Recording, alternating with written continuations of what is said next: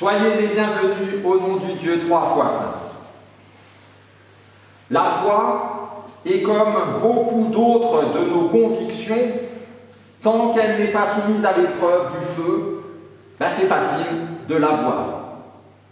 Mais quand surgit l'épreuve, avoir confiance, ce n'est pas toujours aussi facile que ça. De quelle confiance s'agit-il? Pas de la confiance en l'avenir, pas de la confiance en une bonne assurance vie ou en une bonne étoile, pas non plus la confiance en soi-même. Il s'agit de la confiance que nous plaçons en celui qui est censé gérer toutes choses pour notre bien, Dieu. Alors avant de poursuivre cette épineuse réflexion, entrons dans la louange avec le premier chant. J'ai soif de ta présence, les trois strophes.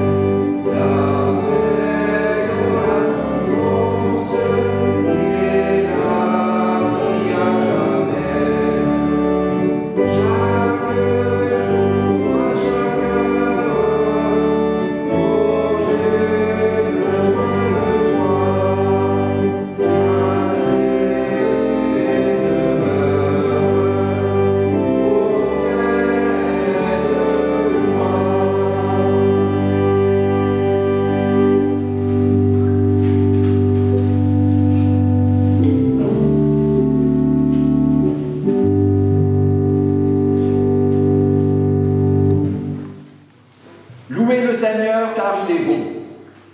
Et son amour n'a pas de fin. Certains étaient perdus dans un affreux désert. Mourant de faim et de soif, ils étaient en train de perdre courage. Alors dans leur détresse, ils appelèrent le Seigneur à leur secours. Et lui les délivra du danger. Il les mena par un chemin direct à un lieu habité. D'autres, misérables prisonniers, enchaînés, étaient assis dans un obscur cachot. Alors, dans leur détresse, ils appelèrent le Seigneur à leur secours, et lui les sauva du danger. Il les retira de leur obscur cachot et rompit leurs liens. Qu'il loue donc le Seigneur pour sa bonté, pour ses miracles en faveur des humains. Chantons gloire au Dieu trois fois saint. Et Saïd Fat. Amen.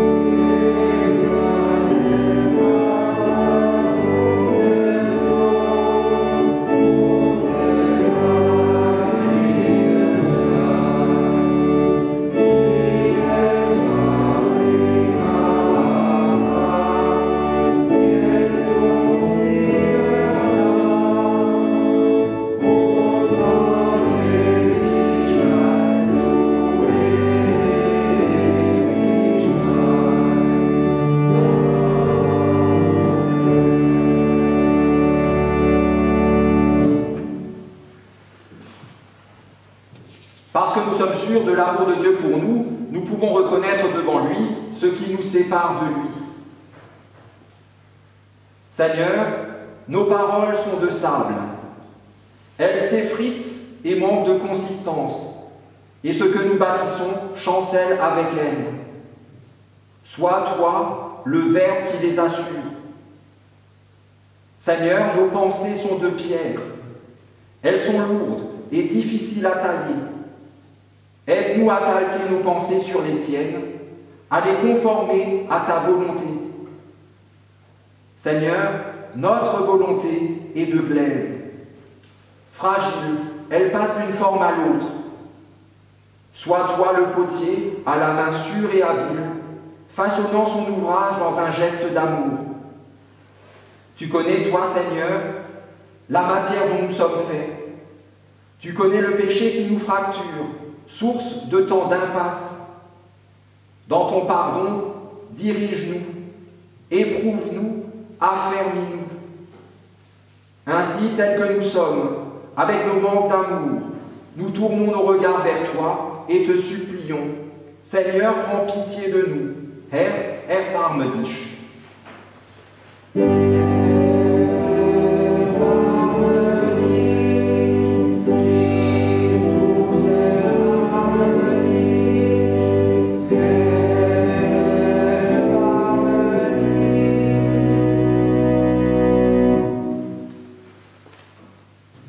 Que celui qui aime Dieu se réjouisse, car voici ce qu'il proclame à son intention par la bouche du prophète Ésaïe.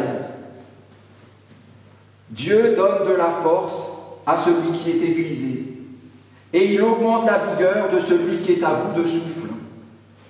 Ceux qui se confient en lui renouvellent leur force, ils prennent leur essor comme des aigles. Ils courent et ne se fatiguent pas, ils marchent et ne s'épuisent pas.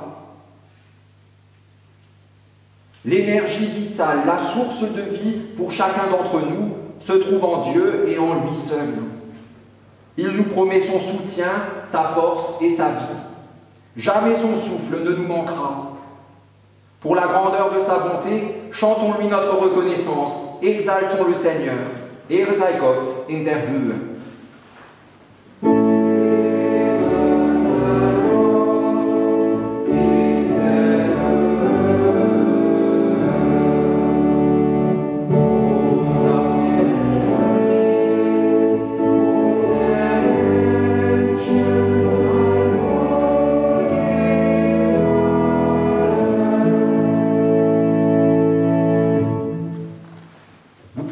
Reprendre place.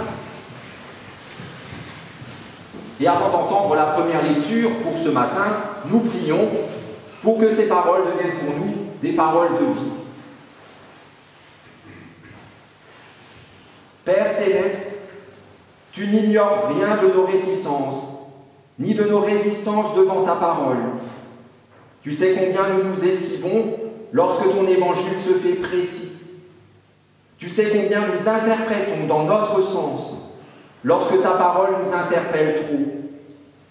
Tu sais combien nous l'oublions lorsqu'elle se fait dérangeante. Et pourtant nous revoici ce matin à l'écoute de ce que nous dit l'Écriture. C'est pourquoi nous invoquons ton Saint-Esprit, qu'il nous accorde un cœur ouvert et une intelligence accueillante à ton évangile. Derrière les mots que nous entendons, donne-nous de discerner ta parole de vie et de la mettre en pratique. Nous t'en prions par Jésus-Christ, ton Fils, notre Seigneur, qui vit et qui règne avec toi, Père, et le Saint-Esprit, un seul Dieu, pour les siècles des siècles.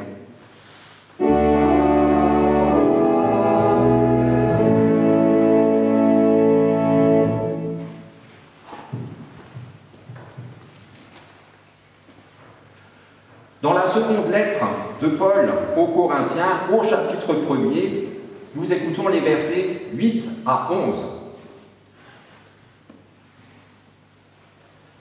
Nous voulons en effet que vous sachiez, frères, par quelle détresse nous avons passé dans la province d'Asie.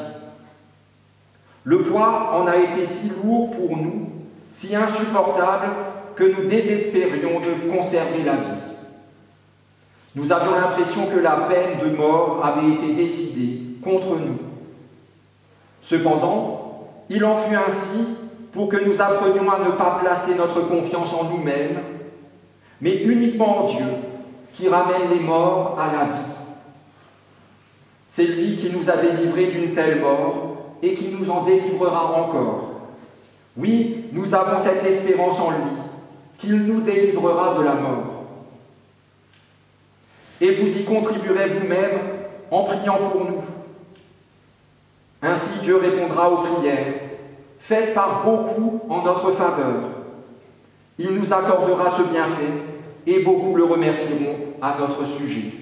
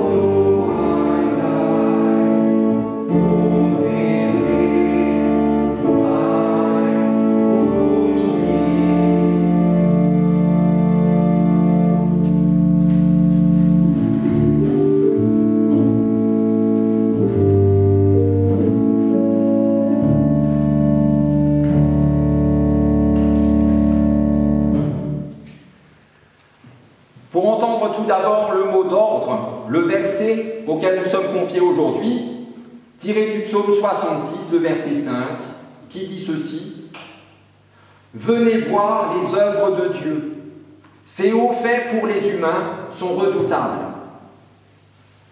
Acclamons l'Évangile en chantant « Alléluia ». Alléluia.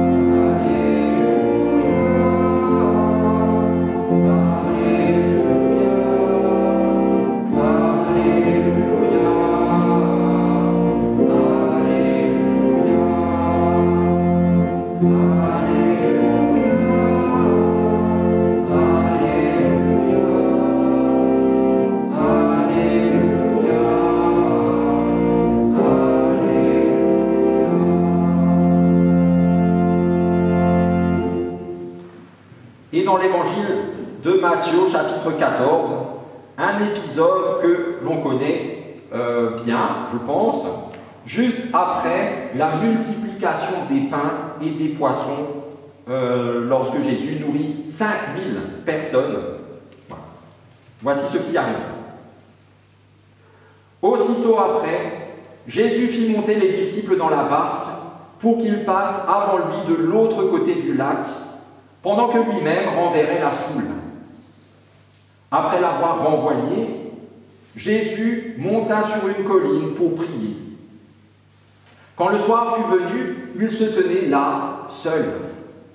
La barque était déjà à une bonne distance de la terre, et elle était battue par les vagues, car le vent soufflait contre elle. Tard dans la nuit, Jésus se dirigea vers ses disciples en marchant sur l'eau.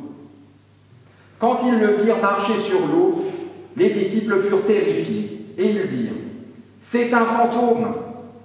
Et ils poussèrent des cris de frayeur. Mais aussitôt Jésus leur parla. « Courage, leur dit-il, c'est moi, n'ayez pas peur. » Pierre prit alors la parole et lui dit « Seigneur, si c'est bien toi, ordonne que j'aille vers toi sur l'eau. » « Viens, répondit Jésus. Pierre sortit de la barque et se mit à marcher sur l'eau pour aller à Jésus. Mais quand il remarqua la violence du vent, Pierre prit peur. Il commença à s'enfoncer dans l'eau et s'écria « Seigneur, sauve-moi !» Aussitôt Jésus étendit la main, le saisit et lui dit « Comme ta confiance est faible, pourquoi as-tu douté ?» Ils montèrent tous les deux dans la barque et le vent tomba.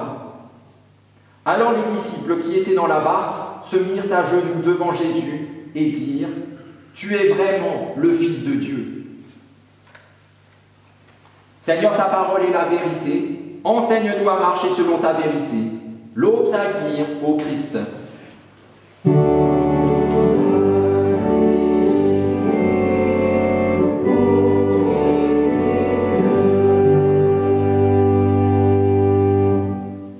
La question du jour aurait pu être « Êtes-vous bon nageur ?»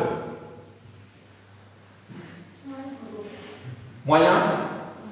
Pas trop? Monsieur Roth à Weiterswiller, à qui je pense à l'instant, lui, était un excellent nageur, même dans vers les derniers temps. Il continuait à aller à la piscine toutes les semaines et il nageait. Personnellement, je nage comme un caillou. Vous voyez comment nage un caillou? Pareil, vers le fond, et c'est tout. Alors certains d'entre nous ont sûrement l'aisance et la grâce, pas la graisse, la grâce du saumon qui remonte les rivières avec énergie pour retourner là où il est né. Vous voyez? Imaginez ces images qu'on a déjà vues, les saumons qui traversent même les routes, voilà. Comme des poissons dans l'eau. D'autres, ceux qui parmi nous sont un tout petit peu plus doués que moi en natation, on dirait plus un poisson rouge, un peu trop nourri, très à l'aise à faire sa brasse dans son bocal. Peut-être. Moins l'énergie du saumon. Il y a ceux pour qui une baignade dans une eau calme, sans aucune vague, une piscine ou la Méditerranée, ça n'a pas de sens, aucun intérêt. Et puis il y a ceux pour qui faire la planche dans un bassin à Caracalla, c'est déjà quelque chose qui vaut l'or olympique. C'est déjà un exploit. Voilà. Du coup, comme nos performances sont beaucoup trop diverses, je vous propose de laisser tomber cette question et de réfléchir, de méditer quelque chose qui nous touche tous, plus ou moins, de la même manière. Alors, la question du jour sera celle-ci. Quand, dans la vie, dans la vraie vie, vous êtes sur le point de couler, de sombrer, de vous noyer, ce qui arrive aussi aux meilleurs nageurs, qu'est-ce qui vous maintient la tête hors de l'eau? On va se poser plutôt cette question que de gloser, on aurait aussi pu gloser sur les choses totalement incroyables qu'on vient d'entendre dans notre texte. Ces choses que même en ayant vraiment la foi, on a du mal à croire possible. Jésus et Pierre marchent sur l'eau. Ces choses extraordinaires nous laissent pour le moins sceptiques, parce que ça nous plaise ou non, nous avons quand même tous une bonne dose d'esprit cartésien en nous. Alors ok, on croit peut-être tous qu'un jour on gagnera à l'euro-million, même sans jouer, peut-être. Hein. Mais franchement, que Jésus et Pierre aient marché sur l'eau, vous l'irez. Ok, Jésus pour nous est Dieu, pas de souci. On le dit, on le confesse. Mais de là quand même à marcher sur l'eau. Ok, il est Dieu, mais de là à guérir toutes les maladies, de là à rendre la vue aux aveugles, leurs jambes aux paralytiques, etc., etc. Il ne faut quand même pas pousser le bouchon trop loin. Croire que Jésus n'a pas réellement marché sur l'eau, qu'il n'a pas réellement guéri les malades, c'est possible, vous avez le droit. En tout cas, je ne vous jetterai pas de pierre pour ça, si vous ne croyez pas tout ça possible et réel. En revanche, je vous jetterai autre chose, peut-être que vous auriez préféré une pierre, vous allez voir. Cette question-là, dans ce cas, si Jésus n'a effectivement rien fait de toutes ces choses extraordinaires qu'on nous raconte, de quoi votre Jésus est-il capable? Si tout ce qu'on nous dit là, on peut l'enlever, de quoi, au final, votre Jésus est-il capable? Lui que nous appelons notre Sauveur, est-il seulement capable de nous sauver? Souvenez-vous au pied de la croix, sauve-toi toi-même. D'autres lui ont jeté cette phrase à la tête. Lui que nous appelons le Dieu d'amour, est-il seulement capable de nous aimer jusqu'au bout? Lui que nous appelons le Dieu miséricordieux, est-il seulement capable de nous accorder le pardon? Cette dernière phrase fera sans doute jaillir en vous cette autre histoire, cet autre épisode de la vie de Jésus dans lequel il guérit effectivement un paralytique, mais seulement après lui avoir pardonné ses péchés. Cet homme que 4 amis font descendre à travers le toit jusqu'au pied de Jésus, d'abord il lui dit « Tes péchés sont pardonnés ». Pour l'instant tu restes paralytique, mais tes péchés sont pardonnés. Alors évidemment, les gens autour à l'époque étaient comme nous, et ils ne croient pas Jésus capable de pardonner les péchés. Parce que, et nous serons d'accord avec ça, Dieu seul peut pardonner les péchés. Personne d'autre. Alors comme Jésus le sait, ce qu'il pense, il leur dit, vous ne croyez pas que j'ai vraiment pardonné ces péchés? Parce que vous ne pouvez pas le voir. Alors, regardez, constatez de vos propres yeux et voyez ma puissance. Lève-toi, prends ton lit et rentre chez toi. Et l'homme se lève, prend son lit sous son bras et rentre chez lui, à pied, en marchant. Cette guérison, opérée par Jésus, est le signe que la puissance de Dieu va bien au-delà des choses naturelles. C'est aussi le signe que la puissance de Dieu va même au-delà des choses extraordinaires, surnaturelles. Si Jésus a guéri cet homme physiquement, comme les autres l'ont vu, alors il a aussi guéri cet homme spirituellement, comme il l'a dit.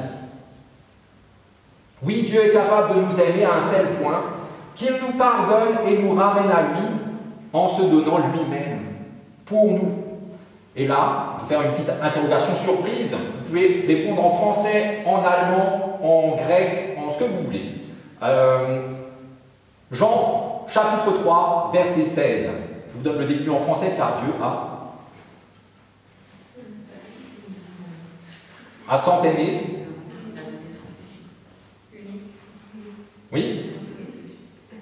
Afin que quiconque croit en lui ne périsse pas, ne meure pas, mais qu'il ait la vie éternelle. En allemand, je l'ai lu hier soir, mais je ne peux pas vous le dire comme ça de tête. Dans toute la révélation de la foi chrétienne, comme dans ceux qu'ont vécu ce jour-là, dans cette barque, les disciples, mais c'est la fin de l'histoire qui donne sens à ce qu'ils ont vécu. C'est après coup que les disciples ont vraiment compris qui est Jésus. À la fin de cette histoire, ils disent « Tu es vraiment le Fils de Dieu ». 3 jours après, ils ne s'en souviennent plus. Il faut attendre vraiment la fin de la fin. C'est après Pâques que la vie et la mort de Jésus, ses paroles et ses actes prennent sens. C'est parce que Jésus est vraiment ressuscité que je crois qu'il a vraiment guéri les malades. C'est parce qu'il est vraiment ressuscité que je crois qu'il a vraiment rendu la vue aux aveugles, vraiment fait marcher les paralytiques. C'est parce qu'il est vraiment ressuscité que tout le reste aussi est vrai, pas l'inverse. C'est parce que lui, le Dieu vivant, a réellement vaincu la mort que je crois qu'il a nourri plusieurs milliers de personnes avec quelques morceaux de pain et quelques poissons, et qu'ensuite, il a rejoint à pied la barque de ses disciples, ballottée par les vents du large. Une barque qui, littéralement, avec le mot grec, est torturée par les vagues, pas juste un petit peu secouée, torturée par les vagues. Une barque qui, si Jésus n'était pas venu, à ce moment-là, pour leur tendre la main, aurait été engloutie par les eaux, avec tous les disciples, pas juste Pierre tombé à l'eau. Et c'est là que cet épisode de l'Évangile nous rejoint nos vies, rejoint notre foi. Car nos vies sont à l'image de cette barque, et là, vous me direz si vous êtes d'accord ou pas. Nos vies sont ballottées par les vents. Elles sont secouées par les flots, mises en danger de mort par des forces contraires à notre bien-être. Elles sont tordues, froissées, déchirées par nos soucis et nos difficultés. Vrai ou faux? D'une seule voix, vous dites vrai, même si c'est silencieusement. C'est au cœur de nos vies ainsi torturées que Jésus s'approche de nous, marchant littéralement sur nos océans de larmes, de sueur, de doute, de crainte, du mal que nous subissons et de celui que nous faisons, de nos échecs et de nos mensonges, de nos maladies et de nos infirmités physiques et spirituelles. Jésus marche sur le mal qui nous pourrit la vie, comme un conquérant marche sur une nation ennemie, avec une parfaite détermination et une entière assurance. Parce que Jésus marche pour prendre possession de ce qui lui appartient de droit. Nous sommes à lui. Il vient juste nous récupérer. Il marche jusqu'à arriver à notre hauteur au bon moment. Dans cette histoire, il arrive pile poil. Et c'est comme ça tout le temps. Au moment où nous sommes sur le point de baisser les bras, d'arrêter de secouer les jambes pour essayer de garder le menton hors de l'eau, au moment où nous sommes en train de succomber au ressac, de couler, de sombrer dans les abysses, d'être happés par la mort, il arrive. À ce moment-là, Jésus allie le geste à la parole. Il vient à nous, il nous tend la main et il nous dit « N'aie pas peur ». Je ne suis pas un fantôme, je ne suis pas une illusion, je ne suis pas un imposteur. Je suis bien réel et bien vivant, je suis véritable et tout-puissant. Ce mal qui s'abat sur toi, je m'en charge. Fais-moi confiance, et simplement, mais totalement confiance en moi. Alors à la question du jour, qui était la suivante, quand dans la vie, notre vie, vous êtes sur le point de couler, de sombrer, de vous noyer, qu'est-ce qui vous maintient la tête hors de l'eau? On peut répondre de nombreuses façons, en parole et en acte. On peut par exemple boire un petit coup de temps en temps, et de plus en plus souvent, un petit coup de moins en moins petit. Ça arrive. Mais cet oubli n'est que temporaire. On peut regarder les autres et se dire, peut-être même se réjouir de ce que leur vie est plus minable que la nôtre. Elle est pire. Et ça nous fait du bien, ça nous encourage, ça nous rebooste. Mais où est l'amour? Ce n'est pas fraternel. On peut croire en soi, vraiment, envers et contre tous, envers et contre tous les autres. On les écrase, aucun intérêt, il ne représente rien pour nous. Ça peut aussi nous motiver. Certaines personnes avancent en écrasant les autres. Mais ça, c'est le péché absolu. Moi et moi seul. La réponse parfaite que je souhaite être celle de chacun d'entre nous à notre question du jour, c'est celui devant qui les disciples se sont prosternés dans cette barque, lorsqu'il les a une fois encore secourus. Jésus, Fils de Dieu, et ajoutons-le, Dieu lui-même. Le Dieu Tout-Puissant qui a autorité sur la nature et aussi sur ceux qui la dépassent. Jésus qui ne se contente pas de nous maintenir la tête hors de l'eau comme une bouée, mais qui nous tire hors de l'eau, qui nous arrache à la mer déchaînée et nous replace dans la barque de notre vie.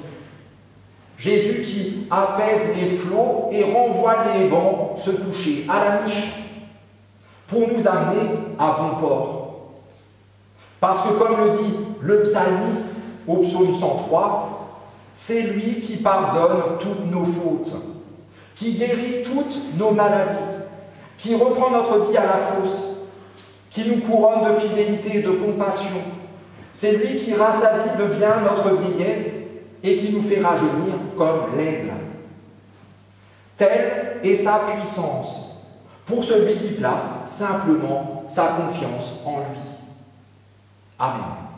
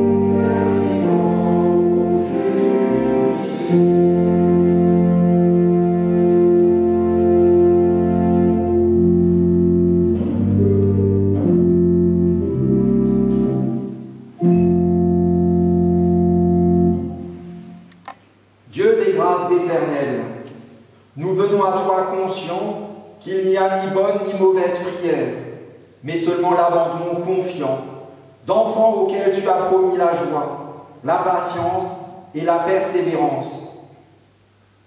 Notre monde est peuplé d'exilés en quête d'un lieu habitable, de blessés du corps, du cœur et de l'esprit, tous en attente d'une guérison, de solitaires en proie à l'angoisse de vivre et de mourir seuls, de personnes que le pouvoir a séduites.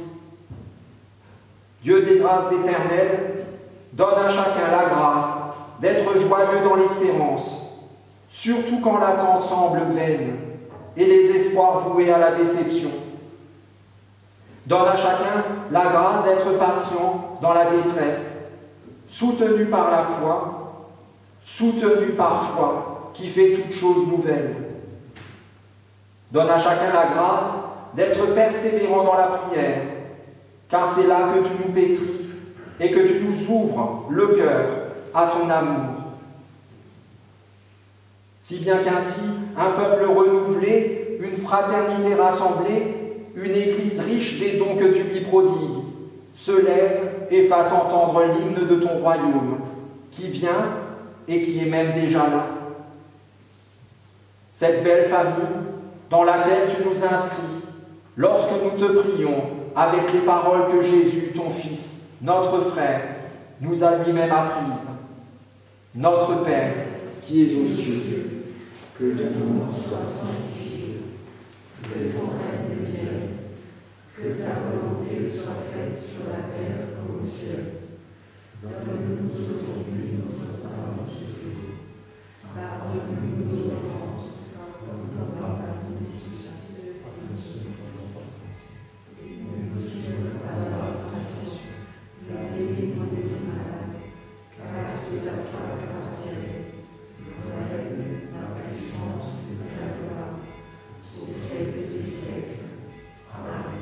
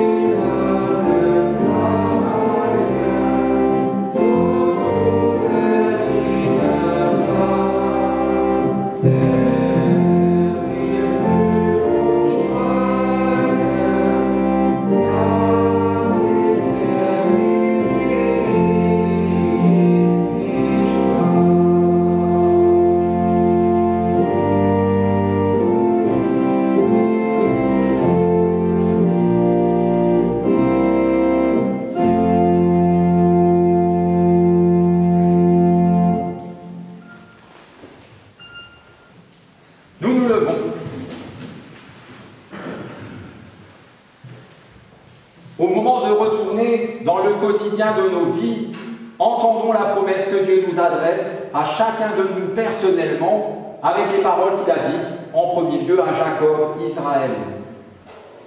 Je suis avec toi, je te garderai partout où tu iras et je te ramènerai vers moi, car je ne t'abandonnerai pas jusqu'à ce que j'ai fait pour toi ce que je t'ai dit. Et qu'ainsi Dieu notre Père, par son Esprit, vous accompagne et vous conduise, qu'il vous affermisse dans son alliance éternelle, en Jésus-Christ son Fils, notre Seigneur. Et soyez bénis, vous êtes bénis. Amen.